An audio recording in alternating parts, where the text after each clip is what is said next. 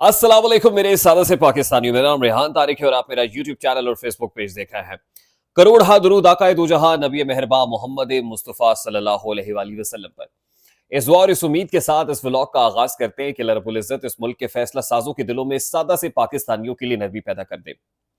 मेरे सादा से पाकिस्तानियों, बहुत सारी डेवलपमेंट्स है जो आपके साथ शेयर करनी है, लेकिन मुझे ये कहने दीजिए कि ये डेवलपमेंट्स इतनी तेजी से हो रही है कि शायद हमने सोचा भी नहीं था।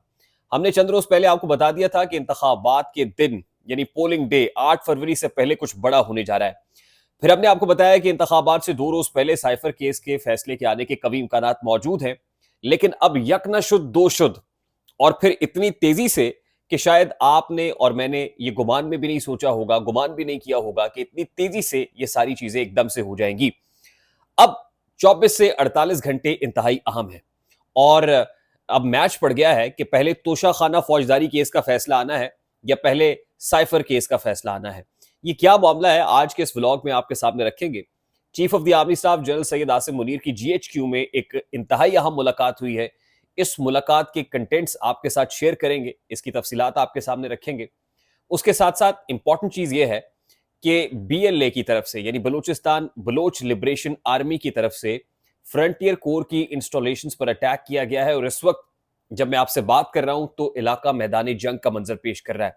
दोनों तरफ से मिसाइल दागे जा रहे हैं, यानी हाई इंटेंसिटी वॉर इस वक्त जारी है जिस वक्त मैं आपसे बात कर रहा हूं। जैसे जैसे इस पर डिटेल्स आएंगी वो भी आपके साथ शेयर करते जाएंगे, लेकिन ये गैर मामूली डेवलपमेंट है, खासतौर पर बलोच यकजहती धरने के इस्लामाबाद से उठने, डॉक्टर मैरंग बलोच के बलूचिस्तान पहुंचने, वहां पर एक बहुत बड़ा क्राउड निकलने के बाद एक इंतहाई अहम डेवलपमेंट है कि बीएलए की तरफ से एफसी की इंस्टॉलेशन पर अटैक किया गया है। ये तमाम तो डिटेल्स आज के इस व्लॉग का हिस्सा होंगी, लेकिन उससे पहले मैं इंतहाई अदब से आपसे रिक्वेस्ट करूंगा कि अगर आपने हमारा चैनल सब्सक्राइब नहीं किया है तो चैनल को सब्सक्राइब कर लें। अगर वीडियो पसंद आए तो लाइक और शेयर करना इसलिए जरूरी है कि हमारा मैसेज तक ज्यादा लोगों तक पहुंच सके, और अगर बेल आइकन प्रेस करेंगे तो ऐसी बहुत सारी वीडियोस का नोटिफिकेशंस बर वक्त आप तक पहुंचते रहेंगे। मेरे सादा से पाकिस्तानियों, सबसे पहले तो आज तोशा खाना केस की समाअत हुई और तोशा खाना फौजदारी केस की समाअत भी उसी अंदाज में चली जैसे आज से ठीक 2 रोज पहले आपने साइफर केस को चलते हुए देखा, और फिर कल हमने ये भी देखा कि स्टेट डिफेंस काउंसिल को अपॉइंट कर दिया गया है। फिर उसके बाद हमने देखा कि 13 गवाहान के बयानात के ऊपर जिरा मुकम्मल कर ली गई। उसके बाद आज बड़ी इंपॉर्टेंट डेवलपमेंट इसमें आ गई है, लेकिन उससे पहले जरा मैं चाहता हूं कि तोशा खाना केस में जो अहम मोड़ आया है वो आपके सामने रखें। जज बशीर, आपको मैं पहले बता चुका हूं कि जज बशीर छुट्टियों पर जाना चाहते थे, लेकिन उनको छुट्टियों पर जाने दिया नहीं गया और जबरदस्ती उनको उठाकर अडयाला जेल ले जाया जाता रहा। और जाहिर है प्रेशर बहुत था कि जल्दी से जल्दी आपने इस केस की समाअत को मुकम्मल करना है और इसका फैसला सुनाना है।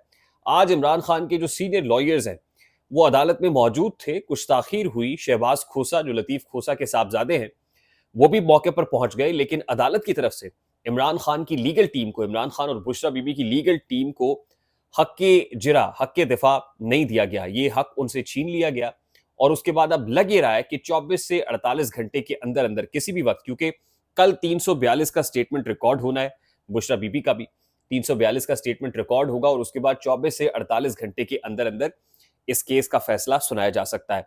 और मैं आपको यह बता दूं कि इस केस का फैसला आते ही पहले तो इमरान खान साहब जेल में है, अडयाला जेल में है, अब उनकी अहलिया बुशरा बीबी के भी अडयाला जेल पहुंचने के चांसेस बहुत ज्यादा बढ़ गए हैं, क्योंकि इस केस का फैसला आते ही उनको सरेंडर करना पड़ेगा, उनकी गिरफ्तारी होगी और गिरफ्तारी के बाद उनको अडयाला जेल मुंतकिल कर दिया जाएगा। ये मैं एक्सक्लूसिव खबर आपके साथ शेयर कर रहा हूं क्योंकि तोशा खाना केस का फैसला अब 24 से 48 घंटे के अंदर अंदर किसी भी वक्त आ सकता है, क्योंकि अब उसमें कुछ बाकी रह नहीं गया। जो जिरा का हक था जब वो छीन लिया गया है तो उसके बाद अब कोई ऐसी चीज नहीं है कि गवाहान के बयानात के ऊपर जिरा की जाए या कोई दिफा हो। जब स्टेट खुद ही मुद्दई भी हो जाती है, गवाह भी हो जाती है, खुद ही वकील सफाई भी बन जाती है, तो फिर उसमें ज्यादा वक्त लगता नहीं है और फिर कभी इम्कानात यही है कि अब से 24 से 48 घंटों के अंदर अंदर इस केस का फैसला आ जाएगा। और अब एक मैच पड़ा हुआ है, ये मैच तोशा खाना फौजदारी केस और साइफर केस में है कि पहले तोशा खाना केस का फैसला आता है या फिर साइफर केस का फैसला आता है। अब साइफर केस की कहानी भी सुन लीजिए। जिस जगह पर साइफर केस की समाअत होती है, आज उस जगह पर यानी कम्युनिटी हॉल के अंदर, अडयाला जेल में जो कम्युनिटी हॉल है वहां पर उसकी समाअत नहीं हुई। रिपोर्टर्स को भी नहीं पता था कि होने क्या जा रहा है और फिर किसी और मकाम पर इसकी समाअत हुई। जेल के अंदर ही एक और मकाम मुंतखब किया गया, वहां पर जज अबुल हसनात जुल्करनैन साहब ने अपनी अदालत लगाई और 12 घंटे से जायद तक, 12 घंटे से भी जायद के वक्त तक इस पर यह समाअत चलती रही। अब इतनी उजलत क्या थी, जाहिर है ये तो अब कंसर्न्ड क्वार्टर्स ही जानते हैं कि इसमें इतनी तेजी, इतनी फुर्ती क्या है।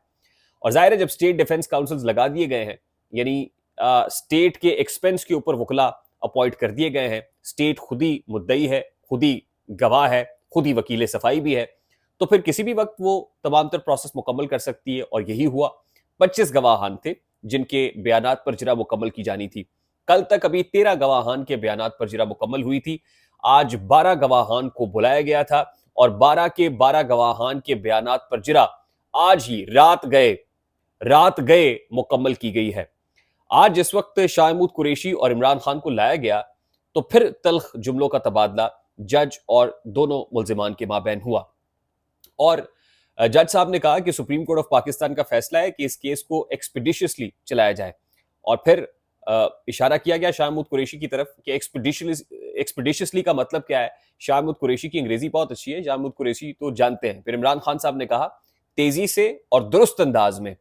तो जज साहब ने कहा देखिए ना, खान साहब ने ठीक कहा, तेजी से। इस पर अदालत के अंदर, अहाता अदालत के अंदर कह कहे गूंज उठे इस बात के ऊपर। और जज साहब को पता है कि जिस तेजी से इस मामले को चलाया जा रहा है ये एक्सपीडिशियसली है, और सुप्रीम कोर्ट ऑफ पाकिस्तान के कहने पर वो कहते हैं कि इसको एक्सपीडिशियसली चलाया जा रहा है।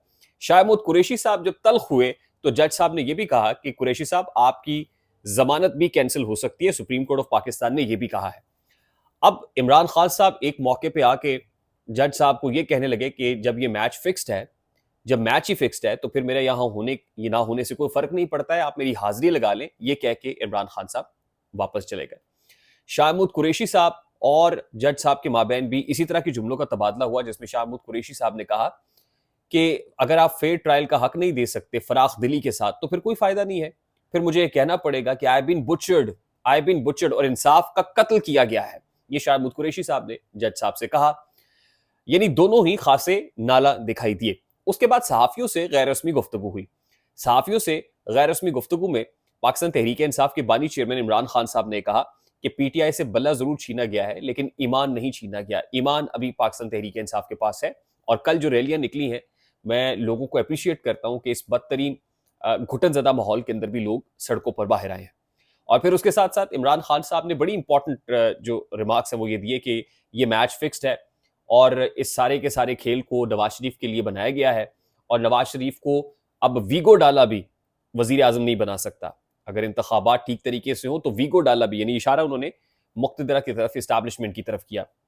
और फिर कहा कि इस सारे खेल के अंदर डोनाल्ड लो को बचाने की कोशिश की जा रही है। चैलेंज ये भी दिया कि मुझे बंधे हुए हाथों के साथ या परेड ग्राउंड में जलसा करने दे, मैं तारीखी जलसा करूंगा। यानी आपको लग पता जाएगा कि कितनी बड़ी तादाद में लोग इकट्ठे होते हैं। लेकिन साथ ही उन्होंने ये भी कहा कि इस्टेब्लिशमेंट हमारी है, हमें बात करने का मौका भी दें, बात भी करना चाहते हैं। यानी इमरान खान साहब ये भी कह रहे हैं कि अब बात करना चाहते हैं, मामलात को बातचीत के जरिए से सुलझाना चाहते हैं। कहीं ना कहीं ऐसा भी तासुर मौजूद है, ये बारहा वो कह चुके हैं अदालत के अंदर ही कि हम बात करना चाहते हैं। तो लगता है कि इस्टेब्लिशमेंट अब बात करना नहीं चाहती है और इस्टेब्लिशमेंट सिर्फ ये चाहती है कि जितना ज्यादा दबाव हो सकता है बढ़ाया जाए और जल्द अज जल्द जो कुछ हो सकता है, वो साइफर केस हो, तोशा खाना केस हो, वो 9 मई हो, उसका भी ट्रायल 8 फरवरी से। आज मैं आपको ये बता रहा हूं कि तोशा खाना और साइफर की बात तो हम कर रहे हैं, लेकिन साथ ही साथ 9 मई का जो ट्रायल है, मिलिट्री कोर्ट ट्रायल है, वो भी 8 फरवरी से पहले पहले मुकम्मल होता हुआ दिखाई दे रहा है। और ये भी एक बहुत बड़ी चार्जशीट होगी। और फिर मैंने आपको एक पहले व्लॉग के अंदर बहुत दिन पहले आपको ये बता दिया था कि इस ख्वाहिश का इजहार किया जा रहा है कि जिस तरह आम इंतखाबात 2018 में नवाज शरीफ के साथ उनकी साहबजादी मरियम नवाज साहिबा जेल में थी, तो उसी तरह इमरान खान की बहुत करीबी बुशरा बीबी को भी जेल में डाला जाए और इंतखाबात से पहले पहले जेल में डाला जाए। ये मैं कोई नई बात नहीं कर रहा, आप मेरे आज से कोई 1 महीने पहले के व्लॉग निकाल कर देख लीजिएगा।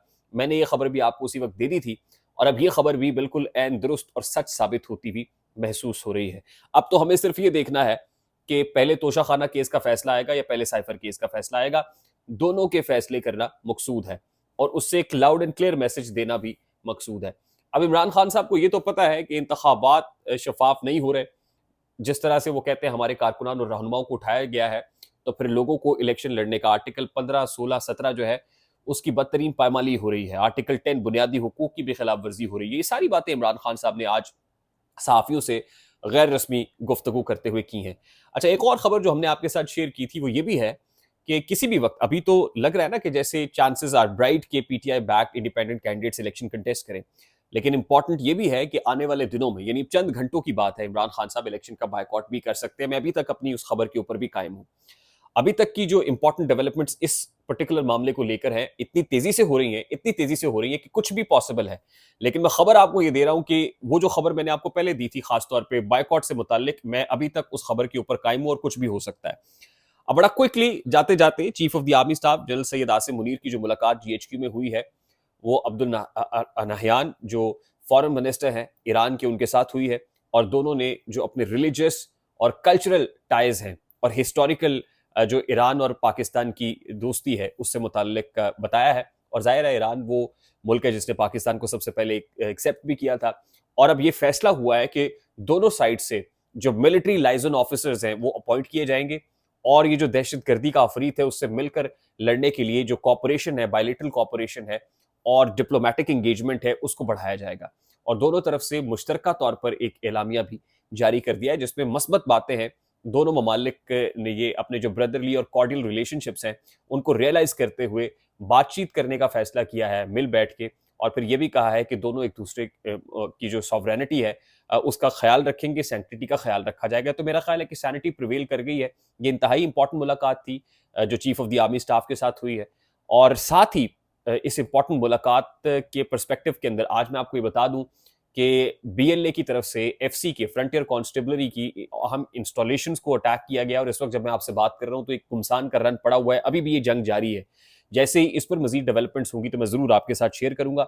आई होप अब तक की बातें आप तक पहुंच गई हैं टिल मॉर्निंग, क्योंकि बहुत सारी चीजें अभी डेवलप होनी है। खासतौर पर एफसी के जो अटैक की बात मैं कर रहा हूँ, एफसी के चेक इंस्टॉलेशंस के ऊपर बीएलए की तरफ से, इसके ऊपर भी हम आपको जरूर इंशाल्लाह अपडेट करेंगे। और जो पॉलिटिकल डोमेन में बड़ी तेजी से होने वाली तब्दीलियां हैं उस मुतालिक भी आपको गाहे गाहे अपडेट करते रहेंगे। बस जाते जाते मैं आपसे रिक्वेस्ट करूंगा कि अगर आपने हमारा चैनल सब्सक्राइब नहीं किया तो चैनल को सब्सक्राइब कर लें। अगर वीडियो पसंद आए तो लाइक और शेयर करना मत भूलिएगा।